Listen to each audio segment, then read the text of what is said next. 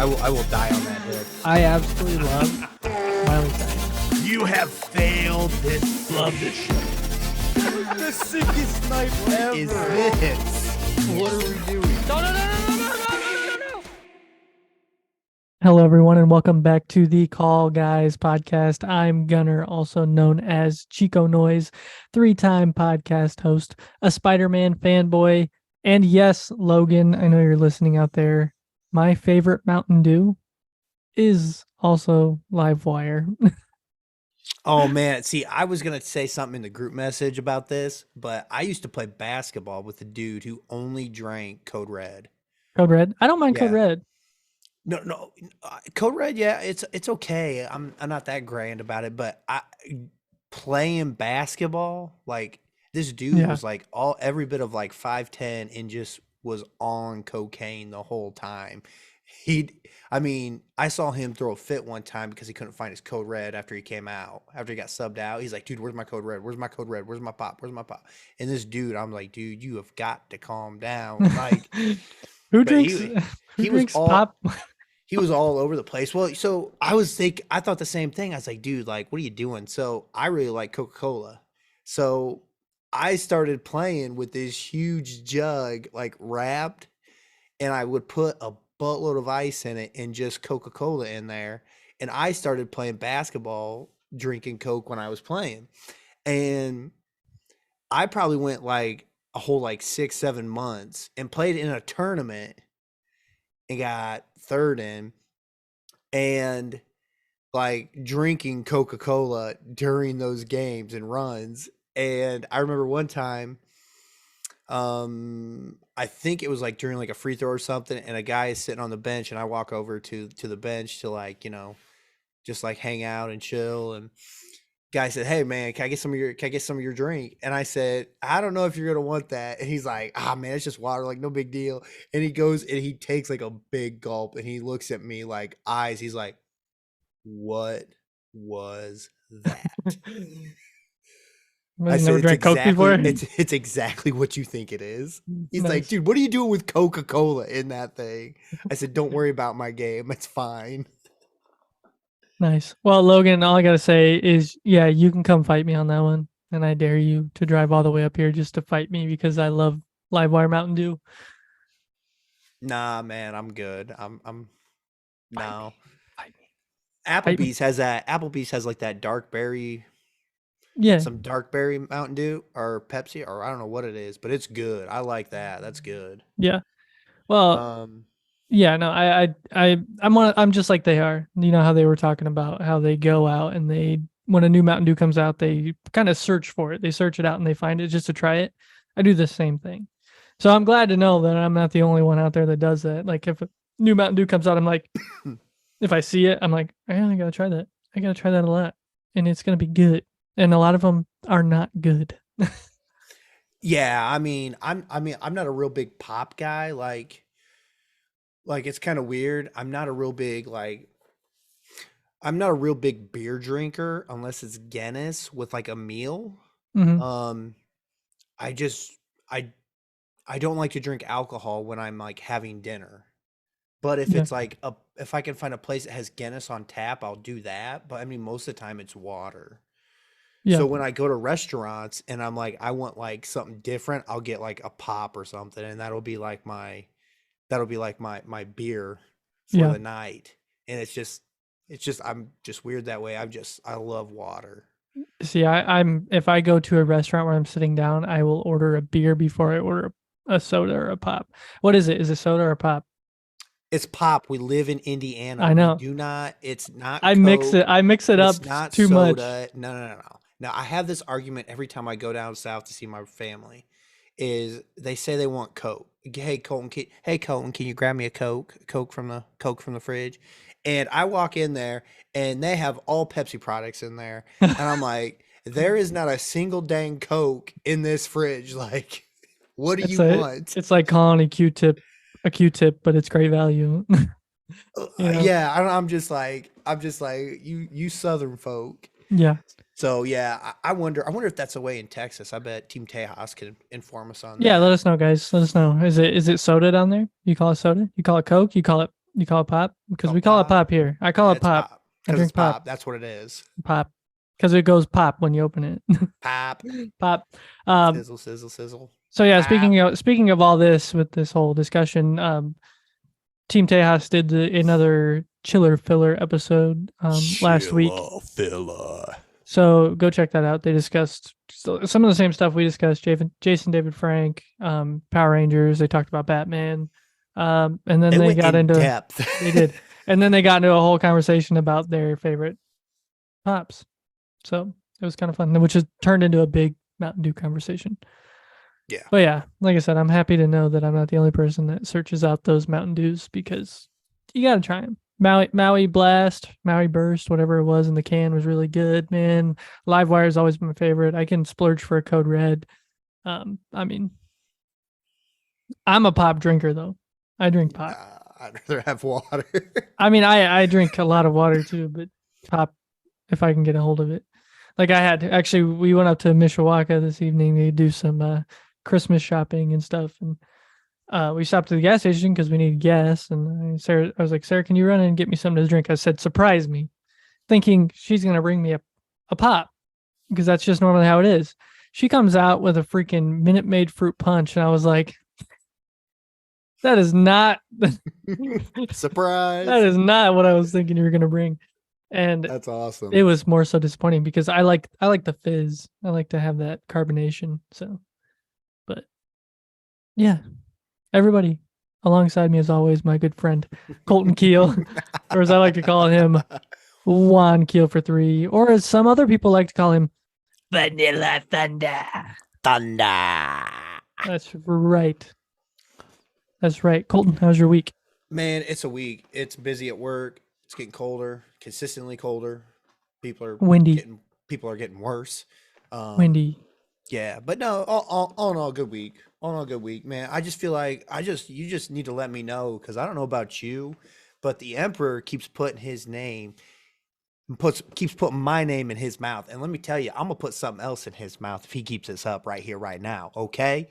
Because I'm tired of the Emperor just strutting about that big Death Star up there in the sky and telling me what I can and can't do. I seen his deck. It ain't that big. It ain't that big. And he's talking about how he hurts. Psh, how he hurts.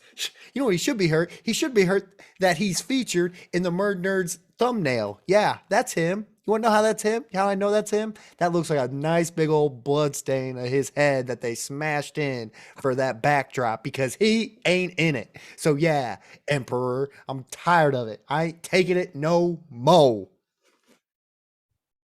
Suck it. Suck it. Suck it.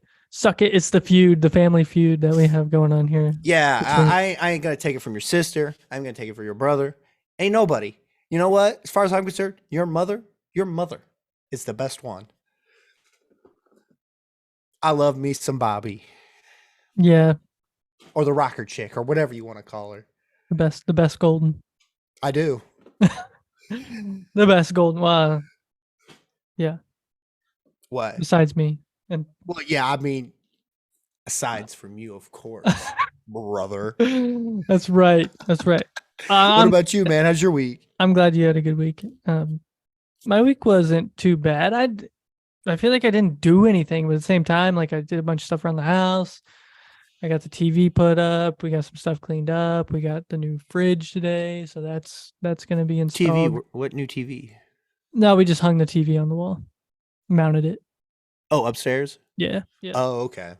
I did get the soundbar hooked up to the projector, so I got a nice theater downstairs now. I just need to get the other couch down and new couches in so I can have the actual theater and have it nice and ready to go. So nice. Just finishing up this stuff, trying to prioritize what I need to get done at the beginning of the year for weddings, and I got a big long list. So yeah, I'm just trying to get all this prioritized, and there will be another trip to Pennsylvania here beginning of the year too. So I gotta tell you something, man. I'm terrible. I'm somewhat terrible at keeping secrets, but I got you a Christmas gift, and I can't wait to give it to you.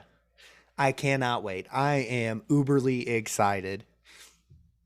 I'm just trying to figure out how I want to do it. Do I want to give it to Sarah to give to you, and we do over and we do it over an episode, or do I see it the next time I see it after Christmas? I don't know, but I am super excited about this. So, Well, now I got to get you something awesome. nah, you're good. You're good. Don't worry about it. I've been actually, this has actually been in the works for a whole while. A whole while. All Yes. right, now I'm excited. Maybe we'll reveal it on the Call Guys podcast. Little tease. I like it. I like it. That's a great idea. You have Sarah bring it down and I'll wrap it on the podcast. It's a great idea. And we will see you this coming weekend after this airs. Oh yeah, no, no, you ain't getting it then. Oh, I wouldn't open it. No, I'm kidding. No, I told Coldness before we started recording, but I bought a train. You don't know how excited I am that I bought a train. So in our house we have this ledge up top. Like it's a weird ledge, and we put Christmas lights up there, and it's all the way up at the ceiling. So I've been telling Sarah I want to put snow up there and like make it like a Christmas scene, right? So we're walking through Hobby Lobby, and man, they got 60% off of all of their Christmas decorations. So I'm like looking at all this stuff, and I walked by it and I looked down and I said, how much is that train? Do the math. What's 60% off of that? $36 for a big old automatic moving train. I'm like, you can't. Sold. I couldn't pass it up. So I bought a train, and I'm happy. I sound like a little kid. I bought a freaking train. So that was exciting. That was fun. It was a great trip to town tonight and doing some shopping and spending time with Sarah, because she says I don't spend enough time with her. But she'll be gone all this week. After this airs, she leaves Tuesday morning. So if anyone wants to come over and party,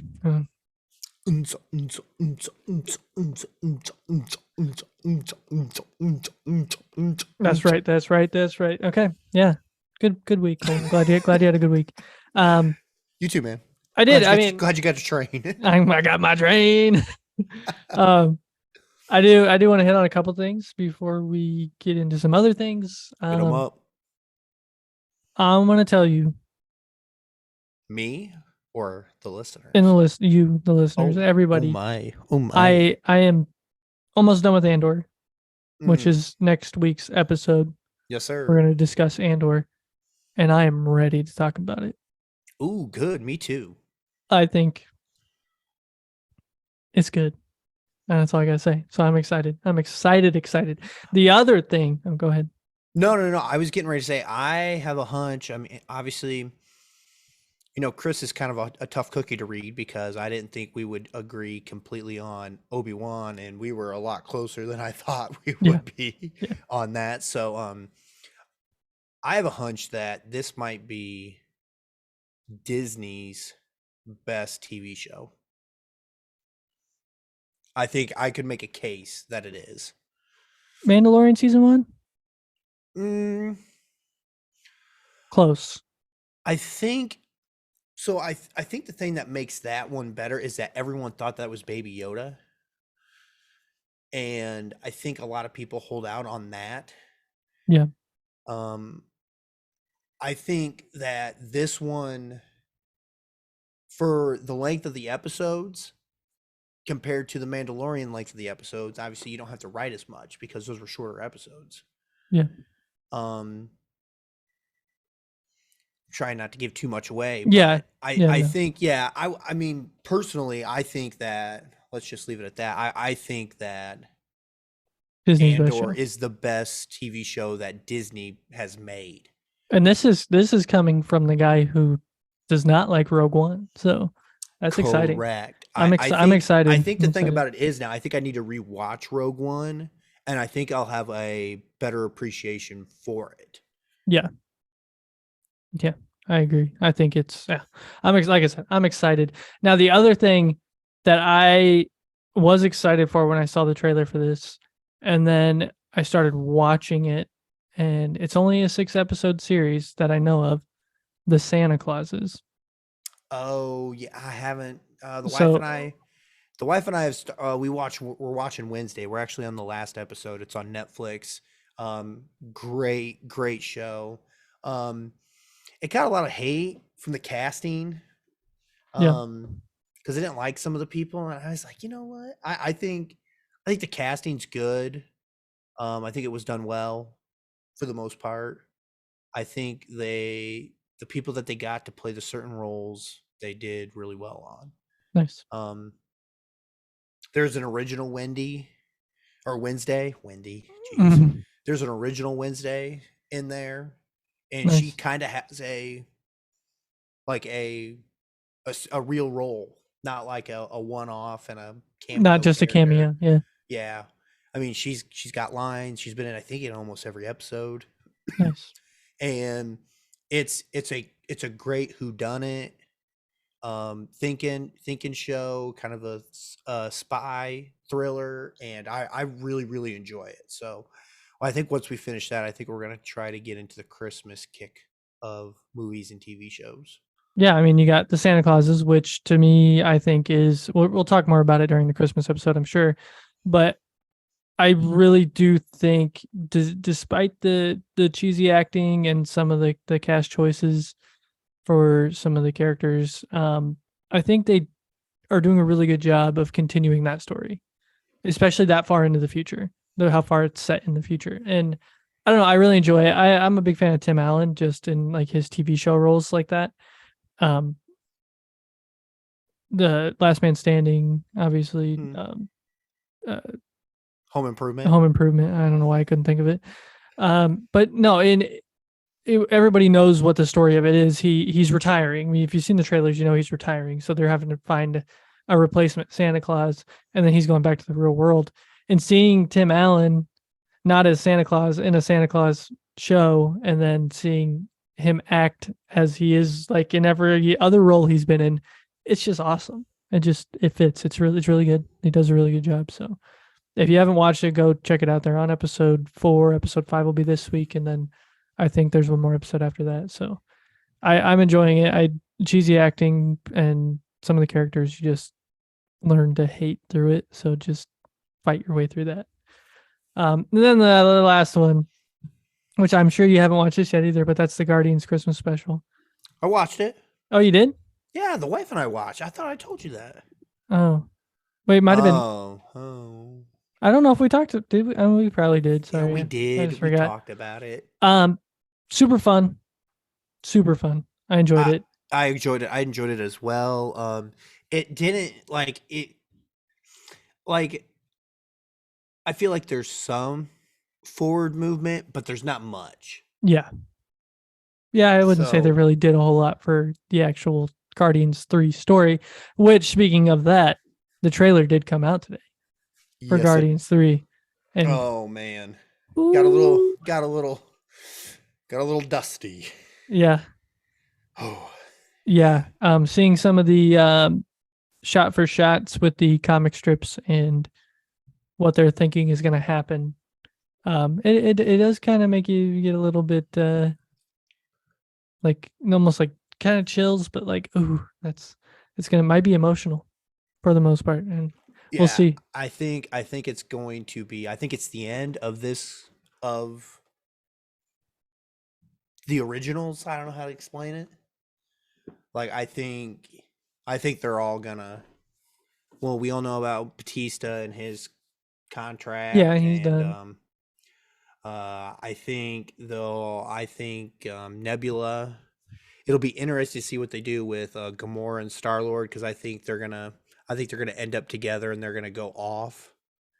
Yeah, leave. I think Groot is going to bite one, and I think Rocket is going to bite it.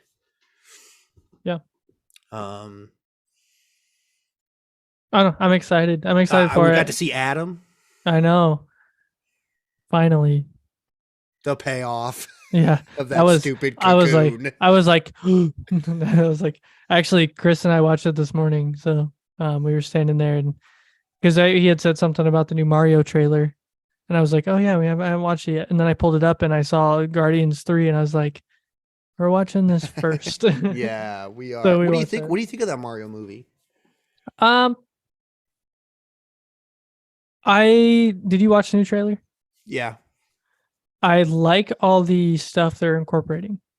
I feel like Smash that Bros, movie, Mario Kart. Mario Kart Smash Bros. I think that movie is going to be a movie you're going to watch again and again because there's just so much In the in it background. Mm-hmm. that Yeah. I'm actually excited for it. I think it's gonna be cute. It's gonna be fun. I wish Yeah. William was a little bit older. I would so take them to this movie, Yeah. but I think he's definitely not at that age. I love the Donkey Kong at the beginning of the Yep. trailer. That looks cool. Like all the video game references. And Chris and I talked about this too, that Nintendo is strict. They want things to look right and be right. They don't. I mean, yeah, they don't let their stuff just go. Yeah. Like there are rules to use their stuff. Yeah. So and I'm excited. Me too. And I think Jack Black is voice acting a very, very good Bowser. I don't know about Chris Pratt though. We'll see. We'll see how that one goes. I'm well, yeah, we'll see. I'm not gonna hold out, but like I said, I'm not watching this movie for the voice actors. Yeah. I am watching this movie because I feel like it's a little bit of my childhood. Yeah. Finally. Hey. On TV. Remember a movie screen. Remember what you said all those episodes ago. Nostalgia can't make a movie, Colton. Hey. Those are your words. You're about to eat them. Oh my gosh. You're about to eat those words. Wow. So yeah, that's about all I got for this week's been a little bit all over the place. We started watching the Santa Clauses this week because we watched the Guardian special and we're like, all right, well now Christmas kick, let's watch Santa Clauses. Well, there's one more new trailer that you missed or you don't want to talk about. Indiana Jones. Didn't watch it. I haven't watched the trailer yet. You know, God love him for rolling Harrison Ford out there. Is that something they should have never even attempted? Should they not attempt? Is it going to be good? Should it have cash grab? Obviously. I mean, from the studio standpoint, I totally believe it's a cash grab because they're going to get. The problem is that I don't think they're going to get their return back. No. Unless this movie is really good, which I highly doubt it. It depends on how much CGI they end up using. Shia LaBeouf. I did not see him in there. Cameo. Pop up. I feel like it's going back to more of like the Raiders of the Lost Ark and the Last Crusade. Crusade. Yeah, I don't think it's gonna be like Temple of Doom. To me, when I watched it, it had more of the vibe of Raiders of the Lost Ark and the Last Crusade. I'll have to watch the trailer. Yeah, it's I mean, I will eventually see it. I don't know when. Yeah. But I think it's gonna be interesting what they do. I did catch another one actually too. We were watching National Treasure on Freeform. Actually, Colton was on the phone with me when it started. I was. And we were watching it. In Charlotte. It does. And a trailer popped up for a TV show spinoff they're doing. So yep.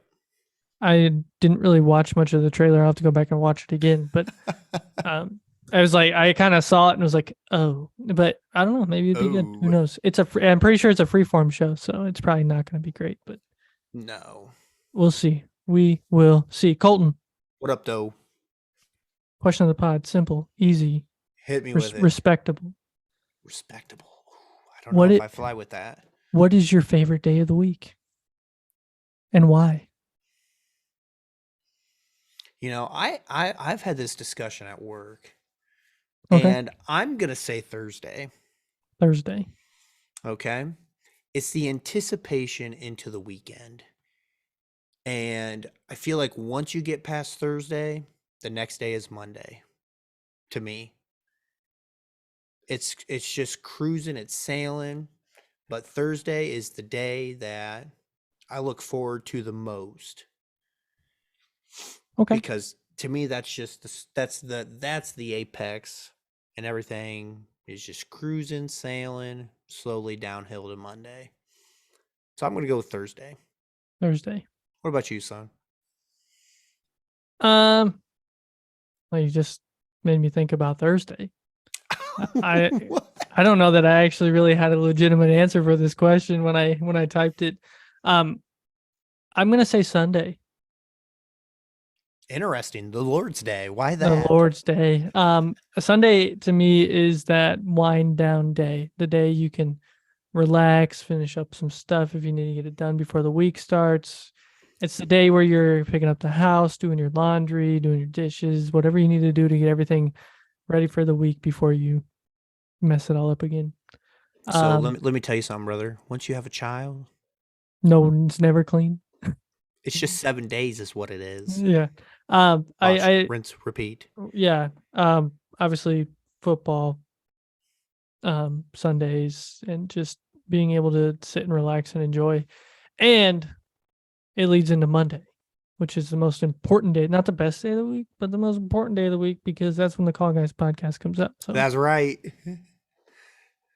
but yeah, I don't know. Interesting. It was random. Okay. No, simple. we I we think like nailed it. random. We like random because I don't know how this conversation today is going to go.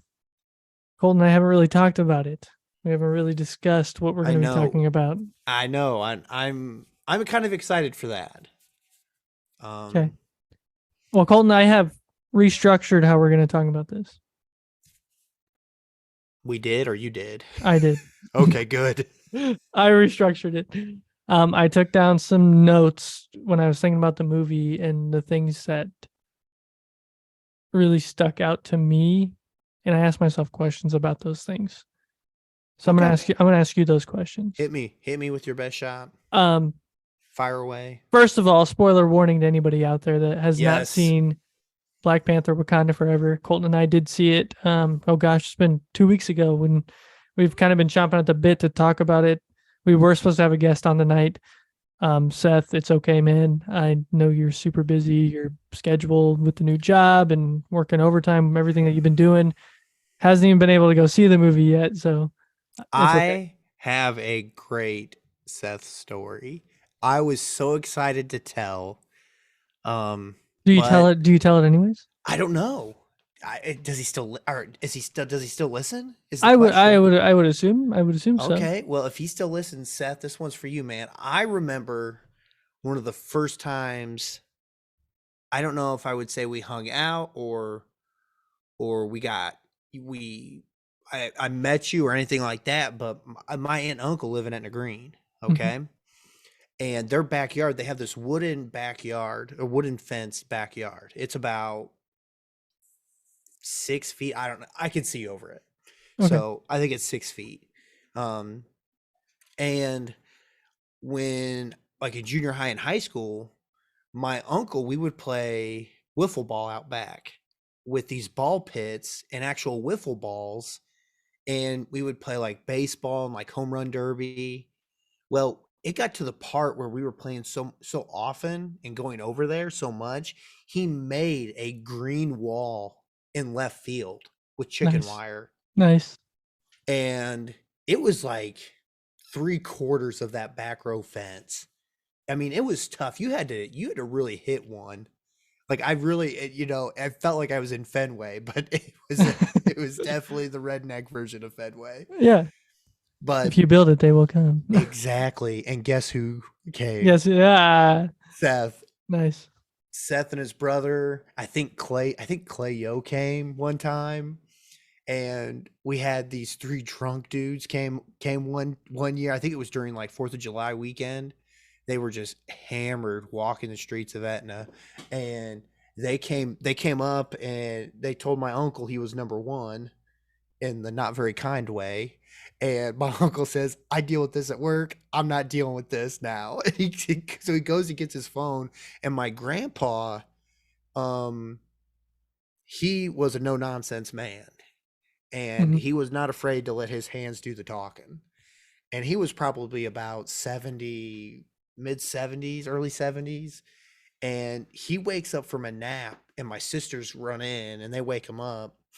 And I remember he came through a screen door and it popped off the hinges. Okay, he takes it and hands it to my sister and says, "Here, take this," and he proceeds to walk out to the back to go talk to these drunk dudes. And that's the last. I went inside. I think my dad. I don't know. I think my dad was out there. My grandpa. Like, Oh man. yeah, I think. Yeah, it was kind of bad that one time, but most of the times, playing wiffle ball back there, I remember him coming over, Nice. and I was gonna see if you remember the Green Monster, but maybe he could respond with an email. I'm sure he or in the does. comments. But Seth, if you're out there listening, send us an email, thecallguyspodcast@gmail.com. We will get you on the pod at some point. yes, Promise. sir. Promise. Seth's story for me, man, we pretty much grew up together. So just, Dang, I mean, same age, must have same been grade. that Etna flow. Yeah, we didn't really see each other outside of school a whole lot. Obviously, Because you were too busy making awesome movies. yeah, exactly. But we saw each other in school quite a bit, and just I knew him really well. And when we were younger, we had the same friend group, and as we got older, we kind of went our own ways. But yeah, seeing him now, it's like it's always a nice reunion to see him. I haven't seen him in a while, so it would have been nice to have him right here on my screen. Right here, you're looking at him. But yeah, no, Seth, we will get you on here. Promise. Yeah, I was looking forward to having that conversation with him. So glad I got to tell that story. Those Yeah. are some fun times. All right, man, let's get into it. So, Okay. Skylar, you're probably getting ready to walk into work, so suck it and let's get into it.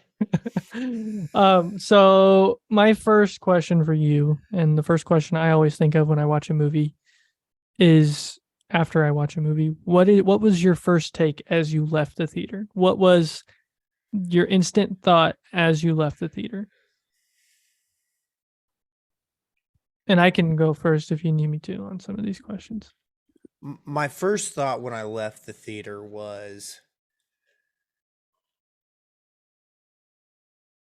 wow. They made the movie without Chadwick. And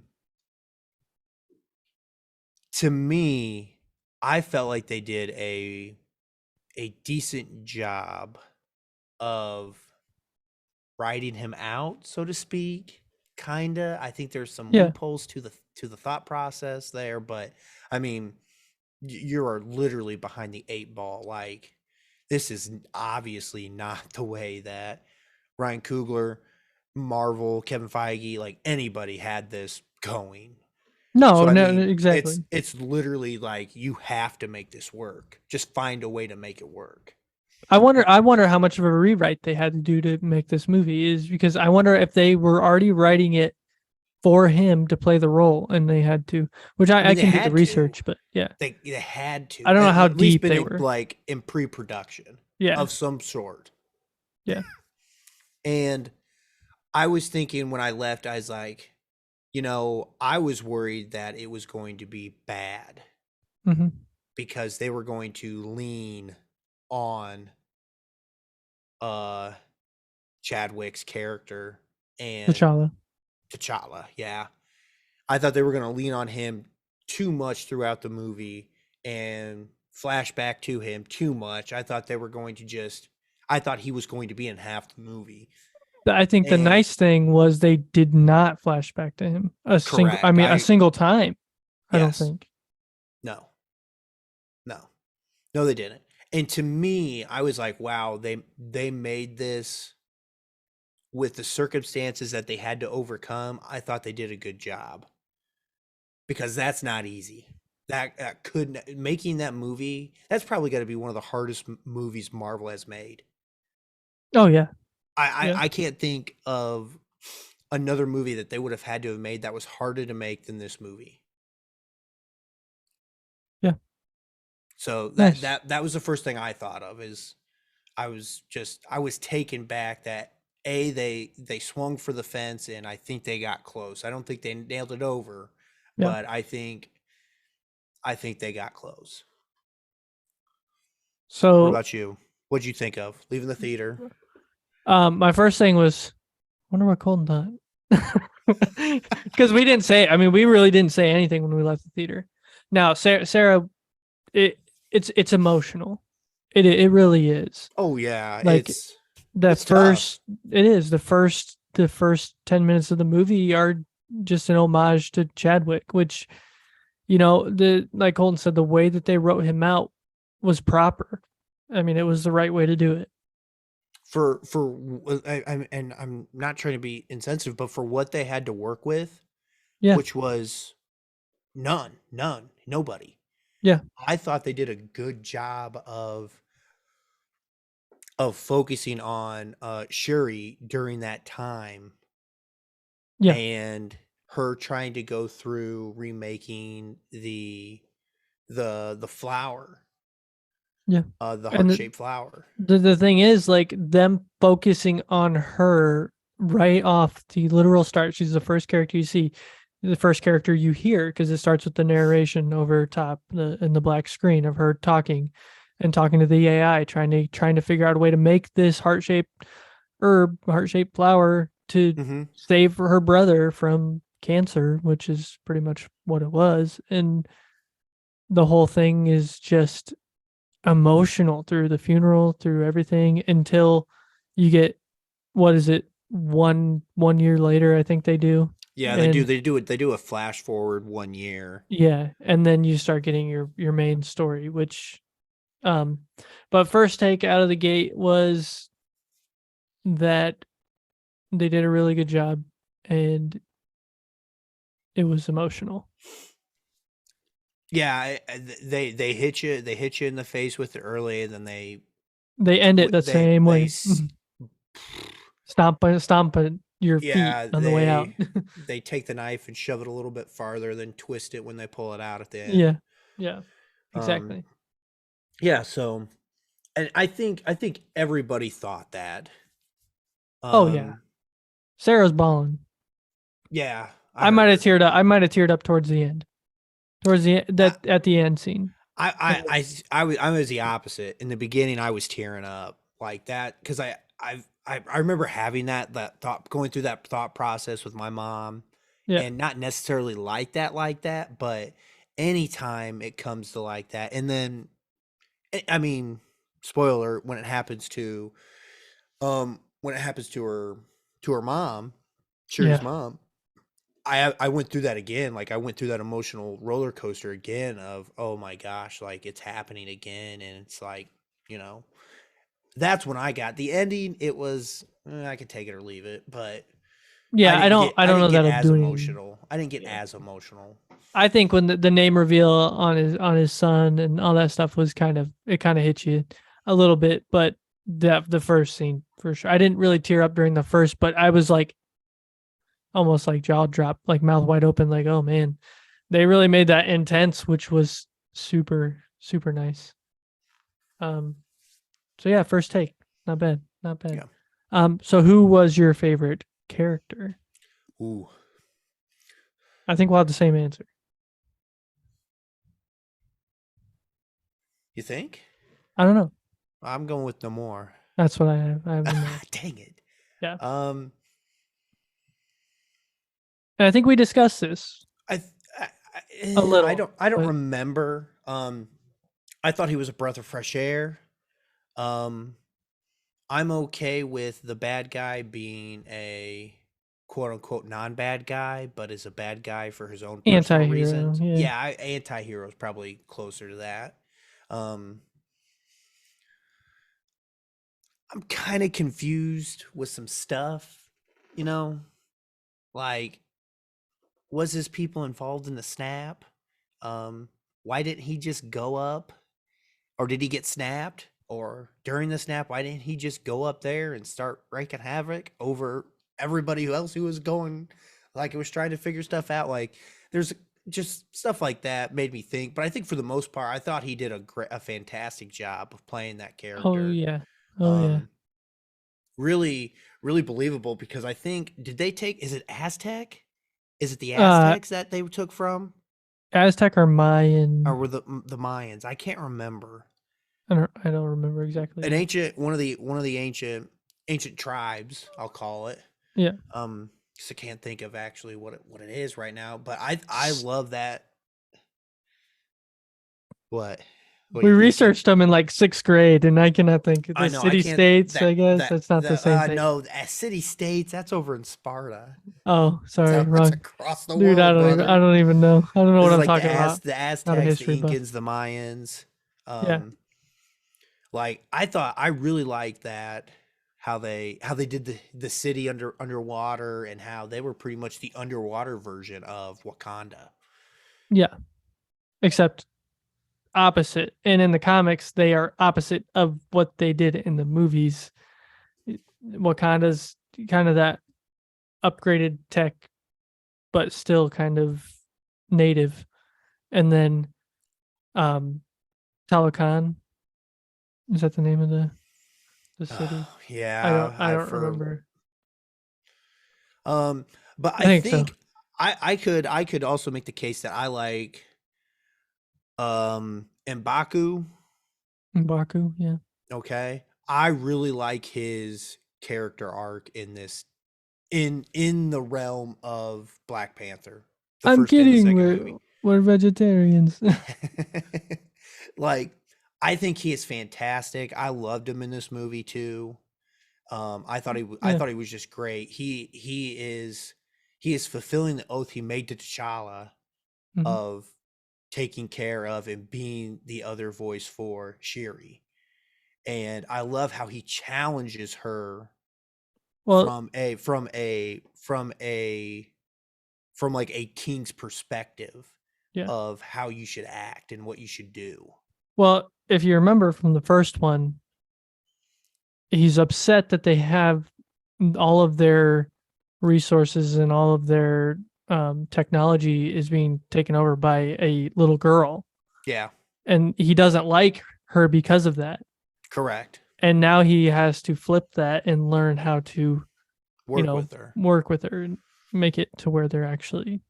And like I said, I close. think that speeds up the process with the passing of T'Challa. Yeah. And because he said that's one of the last things they talked about. Yeah.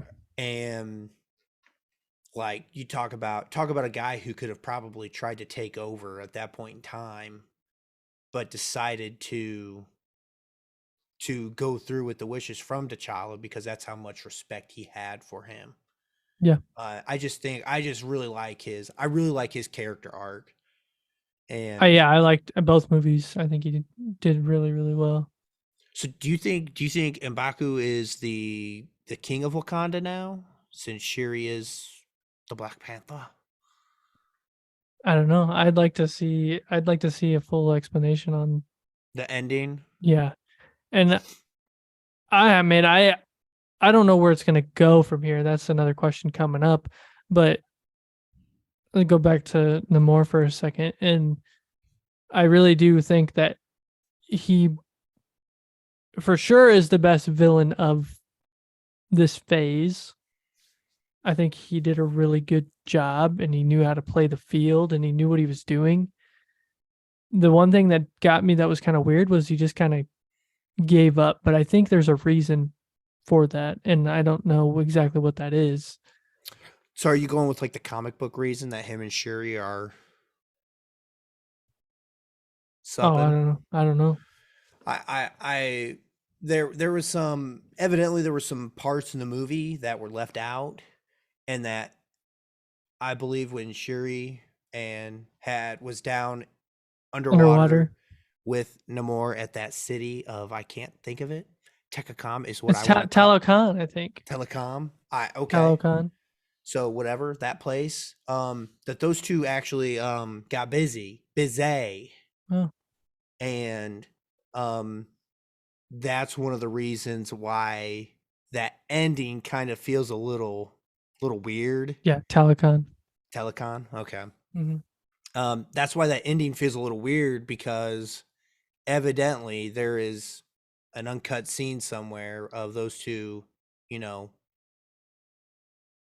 having feelings for each other. And Gotcha. I think we'll talk about, that next one of my dislikes for the movie probably soon, um but yeah, I agree. I think there is a reason why there was some yielding that went on. Okay. Yeah, I guess I didn't look that far into it. I probably could have done a little bit more research on. Well, I saw just scrolling and I was like, huh? And I mean, leave it to a good headline to get me to click on something. Yeah. And I start to read it and I was like, huh, that's a good point. Cause I remember that. And I was like it just kind of seemed they went from like one extreme to the other extreme. Oh yeah, full And I 180. was like, that's not what two heads of tribes do. Yeah, exactly. Obviously, unless it's in the script. Writers. Who was your favorite cast member? Favorite cast member? Oh. I got one that I think would surprise you. Okay, well, you go. Returning cast member. Okay. Martin Freeman. Man, he barely did anything. But what he did well. And I think he's going to play a bigger role as we move on. I don't know what it's going to be, but I think he's going to be in a lot more stuff coming up, especially with him and Val and all that, which was a reveal that I don't think anybody really knew. No, I mean, it finally puts together the puzzle of like, where in the heck does she come in? Yeah, exactly. A character that we already know. It's his from the TV shows. This is exactly what I wanted. Yeah, a recurring character from the TV shows that we finally got to meet, and we finally get that last puzzle piece of who she is and what she does. Yeah, and now that we know what we know, is bam, we go from there. So I really like. I'd probably go with Val. That's probably what I would go I say with. Julia Louis-Dreyfus. I mean, yeah, Dreyfus is what she did. Yeah, I love seeing her. I mean, she plays Elaine. That's the character I think of every time she starts talking. Like, outside of like, it doesn't sound like she's reading from a script. Like every time she starts talking that way, I always think it's Seinfeld. Yeah. No, I do think Martin Freeman did good. I think that there were, I love that they had to go back to him. And I mean, it wasn't a big deal or anything, but sure, he needed to go to him. I do also think that Ironheart, I can't think of what her name is right now either. Riri. Yeah, Riri. I think she did a really good job too. I don't know that I like her character as much, but I think that the actress did a really good job playing that character. So, and I'm excited to see what they do with her, whether it's Young Avengers or whatever they're talking, Armor Wars and all that stuff. Armor Wars. She'll be in Armor Wars for sure. Yeah. So you said best cast member. You said Val. I'd go with Val. Yeah. Julia. Yeah. That's not. I mean, yeah. I kind of agree on there. So give me your hot take. What is your hot take on this movie? Like, what is something that you think overall that you don't think other people also think? I am tired. Well, man, where to start? I don't like how this phase, it seems like the main antagonist has to go through some anger issues, and they feed off of those anger issues, and they go off of those anger issues for most of the movie, and then they get to the final tipping point where they cross that line to do bad or do evil, and they're like, well, nope, we're done, I'm good, and that's it. Like there's no repercussions. That's kind of what I feel like this phase has kind of been, that whole thing. We haven't seen it with Doctor Strange yet, but he's gonna have some repercussions. Obviously he's got that third eye, so who knows what's gonna happen there. Shuri falls in that. Scarlett Johansson, Black Widow's character doesn't matter. Who else? I'm trying to think of the movies from this phase. Jeez. I think Peter's really the only one that has to work his way out of all of the crap that he caused. Nobody knows who he is. Yeah. He's a nobody. He's Peter Parker. Um, I just, I'm just kind of, well, I mean, he screwed that up. yeah, it was all But him. yeah, but he's actually gets to live with his mistake. He has to live with that mistake now. Yeah. He doesn't really get a chance to go back and fix it. Mhm. And I'm kind of tired of I'm just like, we need to have some repercussions that stick. Yeah. And I would say that's one of the things that killed me about this movie. Riri, she is a Tony Stark-esque character. We don't know what her family situation was like, but it's nowhere near the origin story of Tony Stark's character.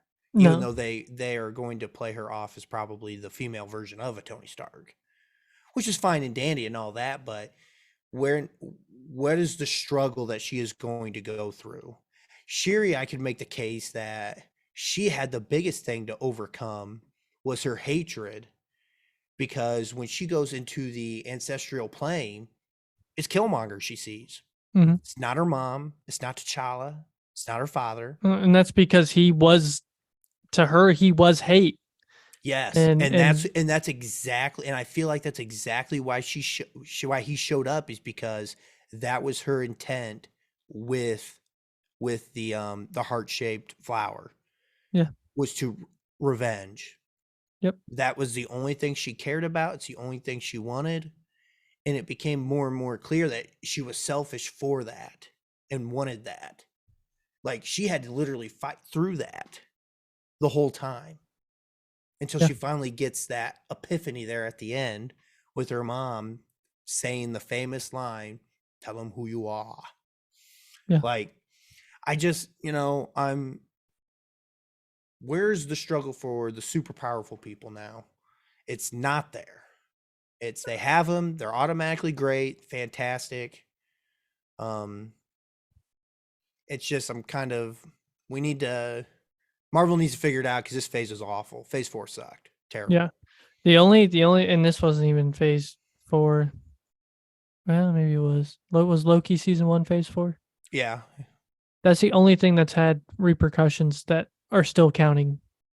Like, I mean, Kang is it. Yeah, Kang, Kang is what's gonna lead us through till phase 6. I mean, that's what it is.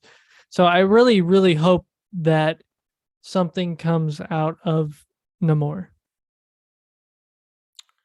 Yeah, because he's coming back. He's gonna be around. But my thing is that the whole thing is that Namor was trying to get Shuri and Wakanda to side with them in attacking the land people. Mm-hmm. And they obviously come to an agreement that that's not what we're doing. Yeah. Now, the next thing is going to be is, when are we going to see Namor next? How are we going to see him? When is the next time we are going to see him? X-Men. That would make sense. I mean, I don't know how many. I don't know if he was in any X-Men comics. I don't know if he technically is a mutant. Yeah, he does call himself a mutant. He calls himself a mutant. But that doesn't mean anything at this point. We know that. I mean, I don't know. I think we're getting we closer want it to the to. X-Men. We are. Yeah. We are. I We think want it to mean something, but I just, yeah. it's just, I want, this phase sucked. That's all I can say. I mean, I think this was a bright light. This helped it some. Yeah, but just because, I mean, I have to explain. I mean, so take it from the sense of basketball, okay? You average 15 points and 10 rebounds, okay? But your team in 20 games is 5-15. Just because you're a good player on a really bad team doesn't mean you're going to be that exact same player on a good team. Yeah. So just because this movie was, I personally think we should have done our phase 4 rankings and put them in our MCU list. Yeah. I think this is probably the second best movie of Phase 4. I'm probably gonna go with Multiverse. Strange. Yeah. I'm gonna go with Multiverse of Madness. Just because it's a good movie in a really bad phase doesn't make it a good movie overall. Yeah. And I think, but then again, and I'm not saying it's bad for the sense that the movie just sucked. They had to overcome a lot of things to get this movie done. Yeah. And they did. And They did what they and did. I thought did I did thought it they well. did the best that they could with what they had to work with. So I don't. It's like I'm bashing the movie, but I'm trying not to bash the movie. Yeah.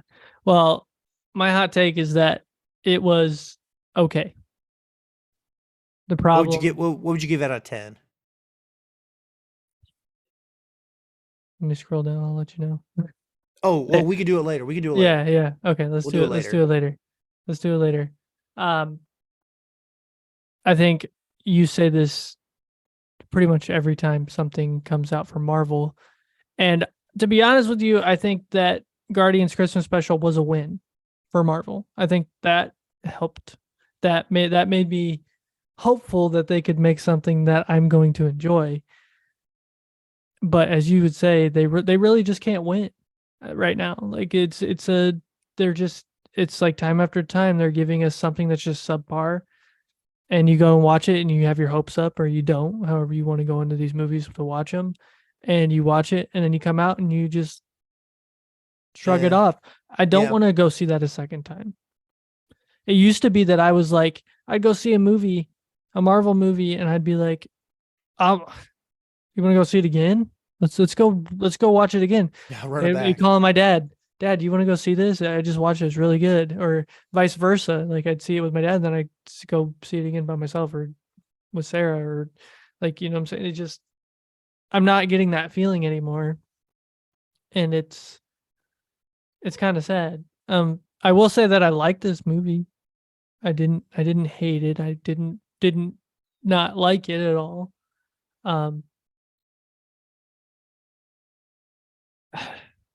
It makes me think more about No Way Home and how I just told myself that movie was terrible, right? Like how bad it was. And to be honest with you, I haven't watched it since we went and saw it in theaters. I don't feel like watching it again. But seeing a movie like this makes me want to go back and watch it just to see if maybe that is one of the better movies of this phase, because I mean, Strange was good. I enjoyed it. Wakanda Forever was good. I enjoyed it. Spider-Man, I didn't really think I enjoyed it, but maybe I'm just wrong. Maybe I just need to watch it again. So it really made me think. It's just the 4 movies, right? Oh no, Thor. Yeah. Wait, I didn't even mention it for a reason. Thor had its good moments, but it didn't have enough good moments to make it a good movie. No, it did not. It had nowhere near enough good moments. Definitely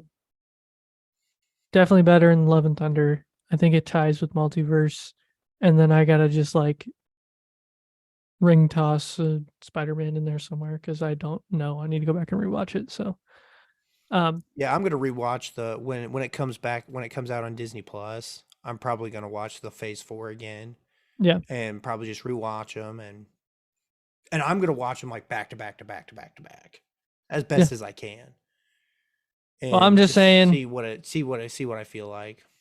I would say that my summarized of like hot take is that Marvel needs to bring it in 2023. I mean, they have an opportunity next year to do that, because I think Kang is going to be a great villain. Yeah. We're gonna. I already don't like what I've seen in the trailers, because it's one of those things where young, Scott Lang's daughter's like, I know better than you. Ha ha ha. Here we go. And things go tits up. And it all could have been avoided if she just would have listened and not have been quote unquote so smart. And I hate that. I hate that, hate that, hate that. It's lazy writing, it's poor, and it's just, if that is your way to get into the situation of, the world is going to end or something like that, like, that's just it's lazy. I can't stand it. Yeah. And Oh, I agree. that's already been shown in the trailer. Like, that is what happens. And I'm like, this movie is just, but I'm kind of excited to see where they take the Scott Lang character. Yeah. Because he's one of the, he's one of the guys that you think of who is a mortal, quote unquote, superhero. Yeah. It's his suit that does the job. Yeah. Like, Yeah. anybody can wear that suit. So, yeah. Yeah. Best moment. Oh man. Anytime M'Baku made a joke. Yeah, that's a good one. I love when he's eating the carrot. He walks in and just takes a big old bite of the carrot. Oh yeah. I'm gonna say T'Challa's funeral. I think that was really well done. Rough. I think it was really well done. That was rough. The coffin raising and then going up into the ship with the track. I'm gonna call it a tractor beam because I don't know what else to call it. And then it flies him off. And when we don't know, I mean, I'm sure they buried him by one of those trees or something. I mean, to me, it was emotional, and it being in the beginning of the movie really made you just want to stay through the whole thing and, really fight for Shuri because of what she had to go through and her mom. And then, I don't know. I feel like Shuri was so relatable because everybody in their lifetime has had to go through what she's going through at that moment. And I think that you feel the anger, you feel the depression, you feel everything like that. And then, and that's what she's going through. And I don't know. It just made it seem more real, I guess, than not. And obviously you're watching a fiction movie and with all this crazy weaponry and all these spaceships and stuff, like, or not really spaceships, but flying ships. Like, you see all this stuff and it's like the way that they wrote her character made it feel real, which was enjoyable.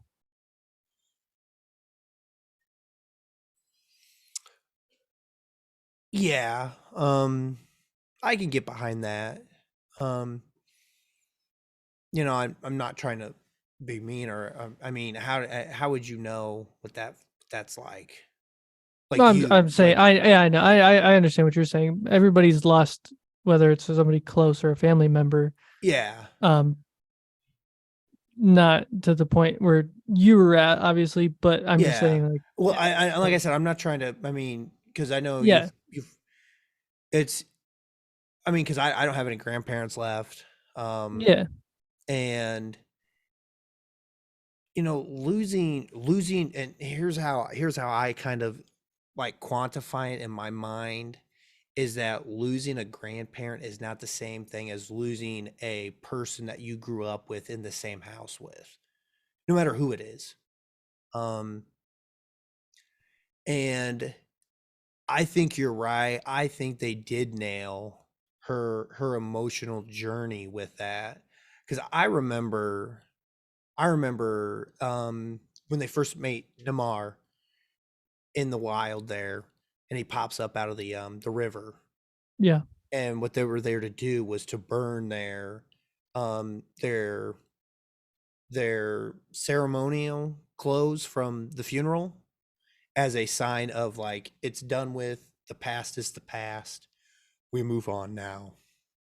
And I remember going through that stuff, and obviously I never thought of it like that, but it made me think about how it's always the first year, it's the first Christmas, it's the first Thanksgiving, it's the first birthday, it's the first, that whole first time is the worst time because you're going through it for the first time.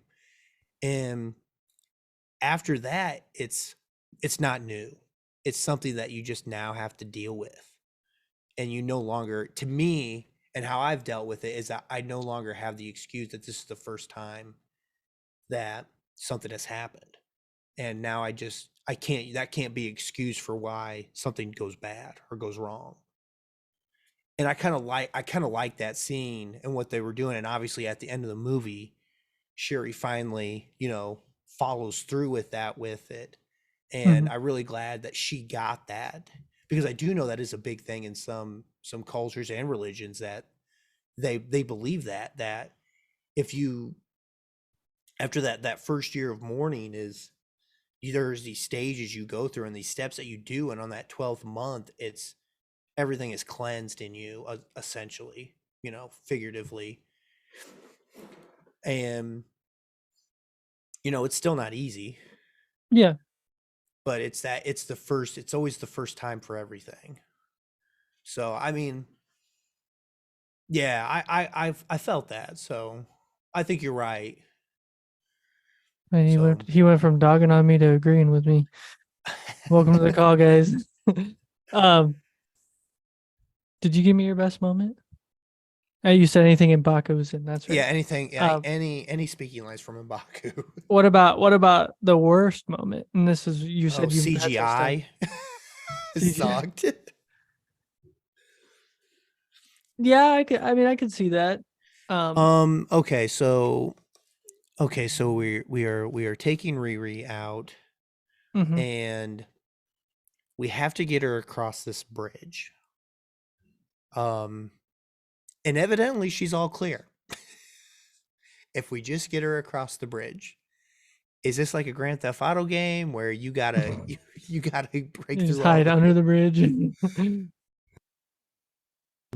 Yeah. You just gotta go through everything, all the obstacles, and make the jump over the bridge, and you're home free, loading screen, next mission. Like, yeah. Like, to me, that felt a little silly. I would say, but the CGI, it was if you're looking for it, it's, man, Marvel needs to slow down for another reason to why they need to pump the brakes on these movies, to help the quality, to just flat out help the quality of it, because it is hurting. It's hurting big time, and it hurts their product because so much of their product is based off of that CGI now. Yeah. I mean, literally 90% of their shots are CGI, like all the backgrounds, all that stuff. Now they do shoot on location, but there's still, every single shot has something taken out of it. Yep. Or put into it. Mm-hmm. So. And I was not impressed with the CGI for this movie. Even when you watch Namor fly, oh gosh. Yeah. Ooh. His little wing shoes. What about you? So I think you kind of helped this for me, because what I had was the end with him just giving up. But the way you explained it kind of made more sense to me. So I mean, it's an excuse. It's a reason we won't know. Yeah. Yeah, I think it was a good reason, though. I hope that, but we don't know that. The only reason I know that is because somebody from the movie said that, well, there's a scene, and it might be in the deleted scenes of the movie when it comes out, but outside of that, I mean, it sucked. I mean, that fight scene, that end, it was just, I couldn't stand it. None of it made sense. Yeah. Oh yeah. Not at all. I do wish, so part of me that really likes that they had her go see Killmonger. I think that was cool. It was a cool ad, and it was really cool. But I kind of wish they would have waited for that to come later, and for her to see her mom. No, I'm glad they did it, because I think it confirmed off the bat for me that she is not planning to do goodwill with the power of the Black Panther. Yeah. And because that's exactly what Killmonger is doing. Yeah. Like I And said, I'm honestly, not upset about it. I really like that they did him, but I mean, and honestly, if you look at all the people in her life who are on that ancestral plane with what she was going through and what she was looking to do with it, who else would have showed up? uh, I mean, I'm her dad, because he was kind of corrupt when he was younger, in ways. Yeah, but I felt like he was trying to do everything after that to make it better. Better, yeah. Like he was doing good stuff because he was trying to undo a bad deed. But that would have been helpful for her also, is to say, listen, I did what you're thinking of doing, or I was the same way that you're feeling right now. But it doesn't always have to be like that. But I do no, I like I said, Killmonger, having him there, that was perfect. I think that was the right person to bring, because he was saying all the stuff that she was thinking, yeah, and wanting to do. Yeah. And he's just like, do it. Like, you're the Black Panther now. Like, who's gonna stop you? Yeah, nobody. Yeah. You do you. You do you. So, which is completely night and day from T'Challa's Black Panther. Yeah. I mean, he saved Civil War. What's his name? Bucky. What? Bucky? No, not Bucky. The guy from Captain America Winter Soldier. Had the dance scene. Oh gosh. Gosh, this is gonna bug me. Calm down. You lost me there. While you're thinking of that, I want you to think about what character you think really won in the movie. Who do you think is going to be the most important coming up? Say that one more time. So to me, this question is who won the movie, which to me is who played the most important role to where they're going to be the most important character coming up. Whether it's another movie, another show. Zemo. Civil War. I'm sorry, Zemo. Oh, Baron Zemo. Yeah, Baron Zemo. He saves him from shooting himself at the end. He saves him from eating that bullet. Yeah. And Shuri would have been like, "Okay, do it. Like, I don't care." Yeah. Like, okay, but we finally made the full circle. The DeLorean has already made the trip back. Yep. So Baron Zemo. Okay. We are okay. We will survive. Yes. So re-say everything you just said. Great character. So who won the movie, Colton? Who was the character that you think is going to be most important to future movies? I mean, I think it's going to be Shuri. Okay. Young Avengers. I think Armor her. Wars. I think her, because I'm going to say M'Baku is the king of Wakanda now. I'm just going to go out on a limb and say that's who it is. Mm-hmm. And Shuri is going to be his. Oh man, this cough. Shuri is going to be, I think M'Baku is still going to yield to Shuri, though. I think when she says who wants something done from a political aspect, I think M'Baku is going to respect that and do that. Do you think she stays in Wakanda, or do you think she's gonna go out? I think she's gonna go out and about. Okay. I don't think she stays in Wakanda. I wouldn't be kind of surprised if M'Baku doesn't quote unquote kick her out to see the world outside of the realm see the realm outside of Wakanda's vision, and that way she can learn to be a better leader for people. Yeah, for her people. That kind of leads me to a question coming up, because we only have a couple more here that I had. Okay. What about you? Who's yours?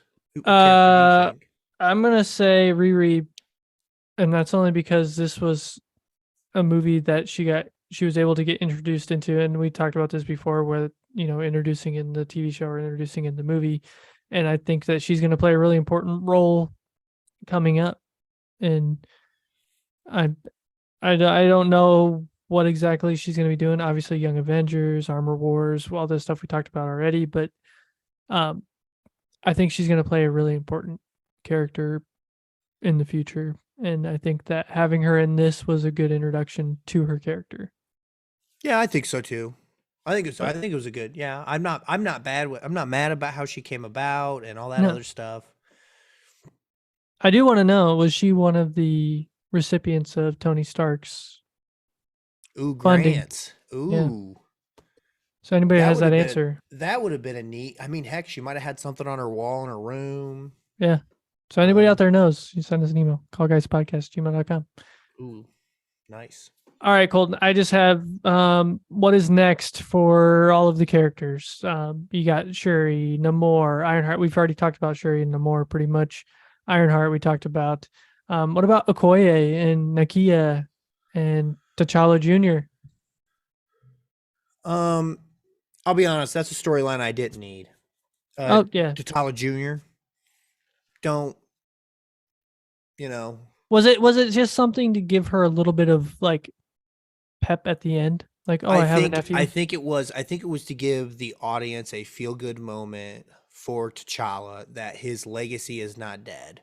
Yeah. And he is not dead. Like there is still a T'Challa. T'Challa is still alive in this world. Yeah. And I just think that was more of a nod. I honestly could care less if he comes back as a young Avenger or anything like that. I don't think they'll go that far with it. I don't think they will either. I don't think we'll see Nakia again either, to be honest. I don't think we'll see either one of them. I would be okay with that. Yeah. I think Nakia, she has ran her course, and I don't think she wants anything to do with the Wakanda life with no T'Challa. Yeah. I like your idea of M'Baku being king of Wakanda, because I think there's going to be a lot of, to be honest, I think that Wakanda is going to go into like a semi-civil war. I think that there's going to be a lot of fighting going on. I think Okoye is going to have to choose a side, and it's kind of the same way she did in the first one when she sided with Killmonger because she felt like she had to. Yeah. So I think there's going to be a lot of back and forth in that. And I kind of like Okoye. Oh my gosh, Okoye. Okoye. Her name just scares me. Okoye. I really like her character, how it flows and how she goes from the top of the ranks all the way to stripped to a nobody, essentially. Yep, demoted at an instant because and how she still stays true to it, and then she gets the unstoppable squid suit and just goes back to being who she is. Yeah. Which I don't know if you've seen pictures from the comics, but those suits are identical. Yeah, I was talking to somebody about them. And I said I'm like 99.9% sure that those are comic book suits. Yep, they're accurate. That's for sure. So, oh yeah, man, what else you got for me, brother? That's all I got. You did ask me about my overall rating and final thoughts, so I'll let you go first. What's your overall rating and your final thoughts? I give it a 6 out of 10. I would turn it to show you, but it says 6. I did put 6. 6 even. Man, like I said, tough movie they had to make, and they overcame a lot of things, and they did some things well and some things not so well. But I think for the circumstances that they had, they made the best movie that they could make with the resources that they had. And I'm not saying that that's why it's a bad movie, because obviously this is an uncontrollable event. I mean, it's not like Chadwick was in a contract dispute and wanted more money, or they wanted to go a different direction with the character of Black Panther. And like, no, like they were dealt this hand and they were told you got to play it. So,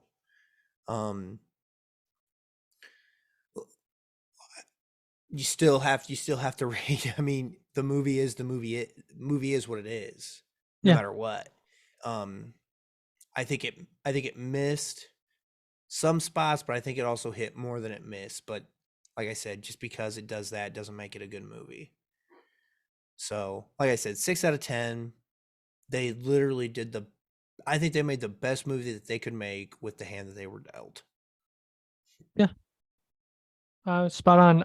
My final thoughts, I did say 6 out of 10 also. Final thoughts are everything that we've talked about tonight, that I'm not sure that I would want to watch it again. I thought it was a great homage to Chadwick. I think they did a really good job. The Marvel logo with all the pictures of him and everything was really cool. Oh, man, The that was mural, rough. the That was mural at the rough. funeral, the mural at the funeral was cool, which I've actually read was like something that people were seeing like in LA and stuff. People were painting these murals of him on the walls. So that was pretty neat. I really enjoyed the opening scene. A lot of grieving and sadness, and you just feel the emotion of that stuff.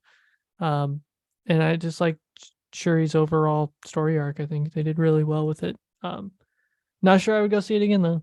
I don't know if I would take the time to go see it twice. Not in Also, theater.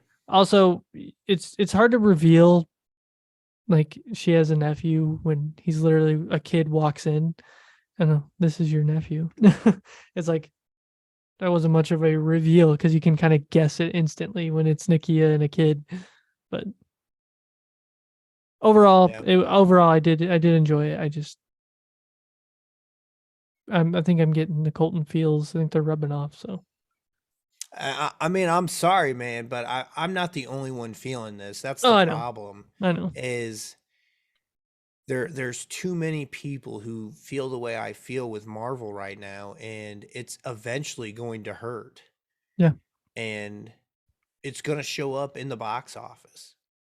Mhm. And it's not going to be the opening week numbers, but it's going to be weeks 2 and 3 where they're going to see, instead of them making normally 100 million, they're only going to be making like 30 million. Yeah. And they're going to be thinking, what is wrong with this movie? They need to, like I said, they got to bring it 2023. The movies that come out, whether it's Ant-Man is 2023, correct, and then Guardians is 2023. Yeah. So those two movies need to really kill it. Everything they do on Disney Plus needs to kill it this year. And I think if they do that and they make it well, they make everything to the what we expect, I guess. I mean, and what the fans expect. I mean, you give us 3 phases of absolute gold minus a few bad eggs, and then you give us this, and it's like, I don't know. I'm there's a reason I bite my fingernails. Yeah, no, I mean, you're absolutely right. And it just, Not that I'm not saying they give us this as in the Black Panther. They give us Phase 4 as a whole. Phase 4 as a whole Yeah, is because Black Panther really was a moment of shiningness. It's kind of like one of those dull shines, you know. I mean, it's literally like Dark World for 4 movies. Yeah, And they're like, "Hey, that's your phase." Huh? yeah. What? No, you're wrong. No, this can't But be what you spent all this money on. I will say, like I say about anything that we watch, is that if you are a fan, if you are a part of the fandom or you love Marvel, still go watch it. I mean, I will always want to support people that make movies, whether it's the directors and whether it's the screenwriters, whoever. Like us going to see what they make helps those people that really did, even if it was the grunt work, the guy rapping chords. Like I know he gets paid probably an hourly wage or whatever, but the fact that you're going to see something that he has helped produce probably helps him in the long run. He wants to see the movie that he is helping make a lot of money. And I think it's more important to go see it just to help the people feel better or feel good about what they've created. So still go see it. I mean, If you're a Marvel fan, you got to go see it. Yeah, I was gonna say, if I'm on team. I'm okay if you got off the Marvel bus at Endgame. I'm okay with that. No problems whatsoever, no quarrels. And if I say, "Hey, did you watch the new Doctor Strange movie?" I'm not really into Marvel anymore. I got off at Endgame. I was like, okay, I can respect that. I get that. But if you are still a fan of it and you're still sticking with it, you definitely need to go see it. Yeah.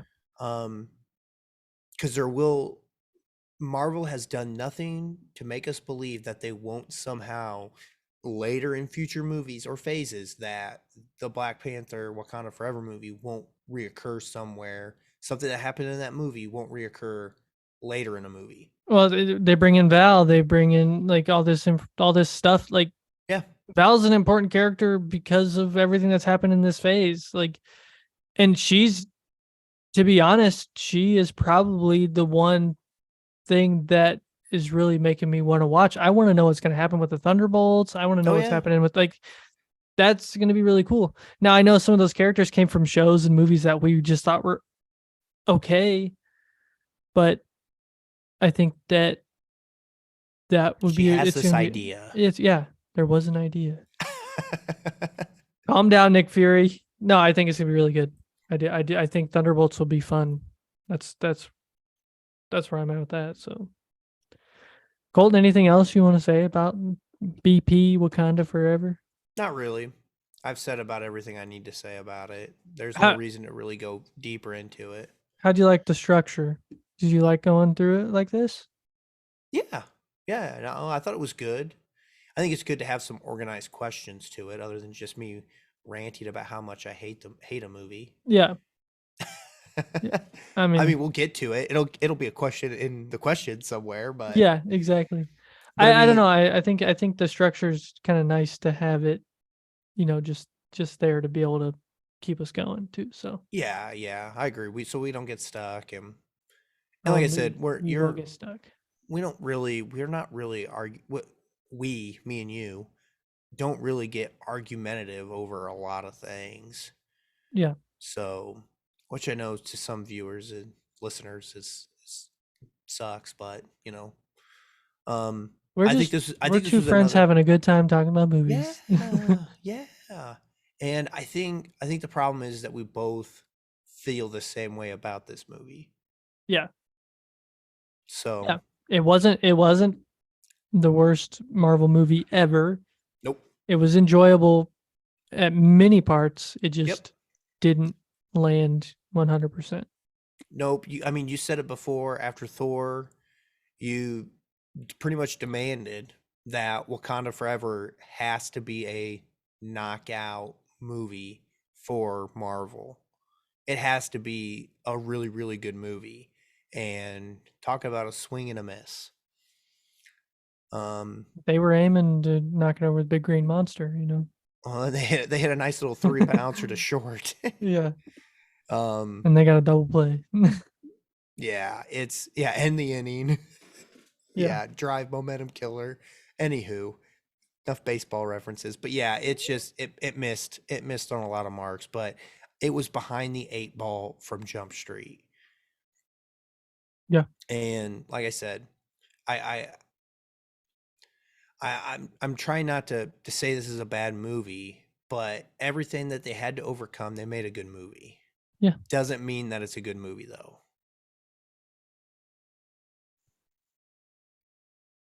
There you go. Everybody out there. That's the review pretty much. Podcast land. Go check it out. Go watch it. Go let us know what you thought of Black Panther Wakanda Forever. Send us an email, thecallguyspodcast@gmail.com if you want to let us know your reviews. Colton, we forgot to hit the emails in there. Oh my gosh, yeah, we can hit those real quick. If you want to go through and yeah, we can hit them. We got 2. 2 from the same person. ISOCAM, for those who are avid listeners of the Call Guys, is a new emailer that we have gotten. He writes to us and says, "My name is Cameron. So Cameron, welcome to the Call Guys. Glad you talked to us." A little context. I did email him back. Oh, that is true. It asks, little bit more information about him because Colton and I don't know who this is. So Yeah. I just wanted to kind of know. So Cameron, thank you. Yeah, Cameron, how you doing, man? Hope you're having a good one. But I'm just gonna read. He got a couple emails for us. He said he's mostly a horror guy, the exact opposite of us. That's all right. So, but if it's not horror though, he's right up your alley, Gunner. He's your best buddy. It's Adam Sandler, Jim Carrey, and some TV shows about high school. Favorite horror slasher is definitely Ghostface. Doesn't get any better. I do like those types of suspenseful thrillers. Even though I don't like horror at all, but I do love that. I do love that. Agree. That type of pacing. Because the music in those movies to me are fantastic because if you just listen to the music, you know what's going to happen a lot of the times. Yeah. Favorite Adam Sandler movie is between Waterboy, classic, Billy Madison, classic, Little Nicky, all classics, all great movies, fantastic. So, favorite Jim Carrey movies, there's Ace Ventura, 10 Times Over. I mean, they're just so it's Yeah. just such a good quotable movie. Yeah. You've got The Grinch, Yes Man, and Dumb and Dumber. Solid. You know, Snake and I in college, we actually did a Call Guys episode over Liar Liar.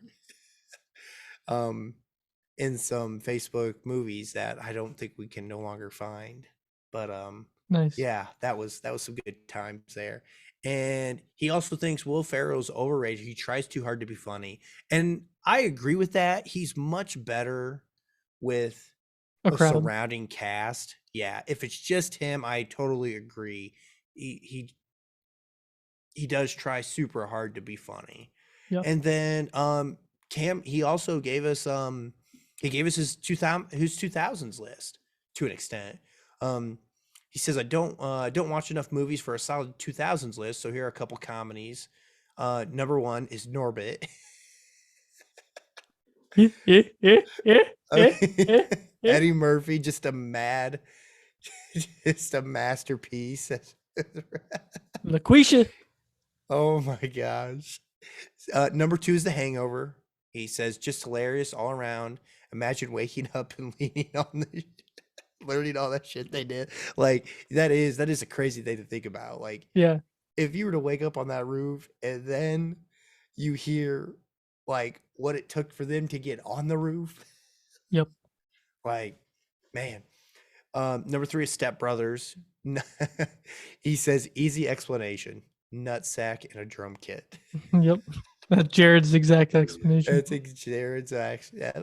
Number 4 is Superbad. Not as rewatchable as the others for me, but McLovin is a classic. Yes, I think Jake brought it up. It's got the most classic fake ID name ever now. Yeah. McLovin. I am McLovin. So yeah, can't be mad at that. And number 5, he's got as Napoleon Dynamite, Mean Girls, 40-Year-Old Virgin, Zoolander. He couldn't choose between them because they're all the same to him. So solid list. Cameron, thanks again, buddy, for the list. Get to know you a little bit more. Keep emailing, keep listening, and just thank you so much for taking the time out of your day and giving us an email. So just want to say thank you for that. And that's all the emails we got. Nice. Very nice. It's always fun. It's always fun to get new people emailing. I swear. I'd love to see more new people emailing. So please, if you hear us, if you're listening to us, check us out. You can find us wherever you get your podcasts, whether that be Spotify, Apple Podcasts, Amazon Music, anywhere you get your podcast. Please be sure to check us out on YouTube. You can watch us there every Monday, same day we upload our podcast episodes to all of your favorite podcast sites. Like, subscribe, click that bell to get notifications for when our videos go up. Also, please rate and review us on Spotify or Apple Podcasts. It'll help us a lot. It really will. And if you are on Facebook and you follow us on there, you can rate us on there too. You can comment, you can send us messages, anything you want to do on there. But you can always send us an email too. So if you want to do that, you can just go over to your Gmail and send us an email. If you want to recommend a question of the pod, you want to recommend a topic for an episode, you want to recommend a movie that we should watch. You want to tell us your list from the last 37 episodes? Go ahead, do it. Send us those lists. We would love to hear from you. You can send those emails to thecallguyspodcast@gmail.com. Like I said, you can also find us on all your favorite social media accounts, whether that be Facebook at facebook.com/thecallguyspod, Instagram at thecallguys, TikTok at thecallguyspodcast, and our link tree. Everything is posted in the podcast notes. So if you want to go click that link tree, it'll take you to all of those accounts. It'll take you to any of your favorite podcast sites. Colton, anything you want to add to anything here? Anybody? No? Suck it, Emperor. Oh, suck it, Emperor. Speaking of the Emperor, the Emperor has many podcasts under the Golden Mojo Entertainment Network of podcasts. Whether that be the Golden Image podcast, the Murdnerds podcast, the Indiana Chiefs Fans podcast, or the United States of Paranormal podcast. Go check them all out. All of their link trees and their Facebook pages are posted in our podcast notes. Go check them out. Enjoy them. We work hard. Everybody that is on these podcasts, it's just enjoyable and fun to work with, and I'm enjoying every bit of it. So, Colton, I want to thank you for always being here with me on a Thursday or Friday or Monday or Tuesday or Wednesday night, whenever we decide to record these episodes. That's right. Next week is Andor, so expect some guests on here chit-chatting about a show that I think is amazing so far.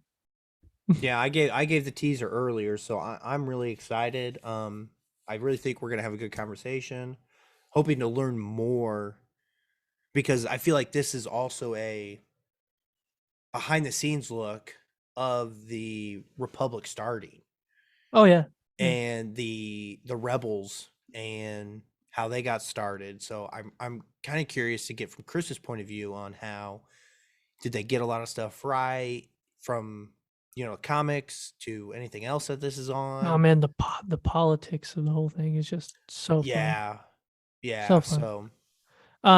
Next week I will be in a different room in this house because Chris is going to be here. Oh, nice. So he's going to come and we're going to do the podcast in the room together, that way to make sure there's no crazy lag in internet or anything. So okay, smart. It'll be like Pennsylvania all over again, everybody. Everybody out there in podcast land, I want to thank you for listening to the Call Guys podcast. We'll see you next time. Later.